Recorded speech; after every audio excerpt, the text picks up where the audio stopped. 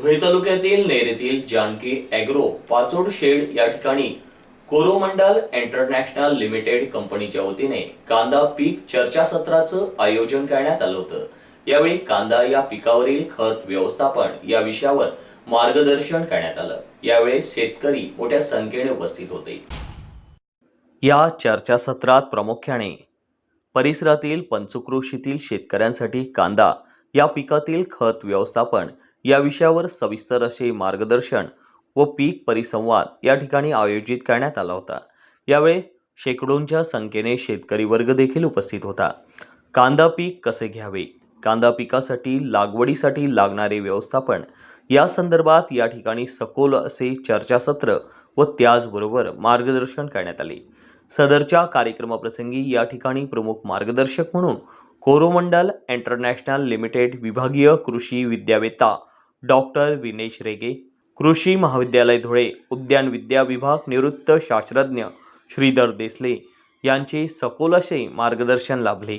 तर प्रमुख उपस्थिती धुळे जिल्हा कृषी अधिकारी सूरज जगताप, महाराष्ट्र राज्य कांदा व भाजीपाला पिकांचे धोरण व उपाययोजना समिती मुंबई सदस्य तथा माननीय जिल्हा परिषद सदस्य तथा माननीय लोकनियुक्त सरपंच शंकरराव खलाने, सीताराम चौधरी, कोरोमंडल इंटरनॅशनल लिमिटेड विभागीय व्यवस्थापक नामदेव भुजाडे, गुणवत्ता नियंत्रण अधिकारी धुळे अरुण तायडे आदी मान्यवर पदाधिकारी यांची प्रमुख उपस्थिती लाभली होती।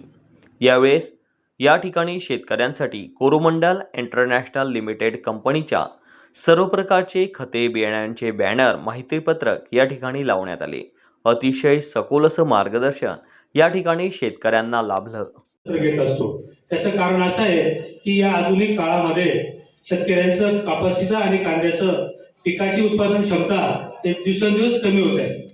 त्याची काय कारण आहेत आणि शेतकऱ्यांनी काय केलं पाहिजे आणि याच्या माध्यमातून शेतकऱ्यांना नवीन माहिती आणि तंत्रज्ञान आणि नवीन जळणघळण जी असते जागतिक स्तरावर आणि देश स्तरावर काय चालू आहे या गोष्टी समजाव्यात म्हणून हे चर्चासत्र घेण्याचा खास उद्देश असतो। कारण स्पर्धेच्या युगामध्ये आज वाढता खर्च, मजुरी वाढली, सगळ्याच गोष्टी वाढलेल्या आहेत आणि अशा परिस्थितीमध्ये शेतकऱ्यांना शेती करणं खूप अवघड होत आहे आणि याच्यामधून शेतकऱ्यांना कमी खर्चामध्ये येणाऱ्या नवीन जाती, त्याचप्रमाणे नवीन माहिती तंत्रज्ञान आणि कमी खर्चामध्ये कसं जास्त उत्पन्न काढता येईल आणि जो काही उत्पन्न क्षमता जी कमी होते ती कशी वाढवता येईल या संदर्भात हा आपला प्रयत्न असतो। म्हणून आम्ही नुसतं व्यवसाय न करता सरांनी सांगितलं की त्याच्याबरोबर शेतकऱ्याची अटॅचमेंट असते। त्याच्या या सगळ्या गोष्टी नवीन कंपन्या, ती कोरोमंडल जी कंपनी आहे खूप मोठी कंपनी आहे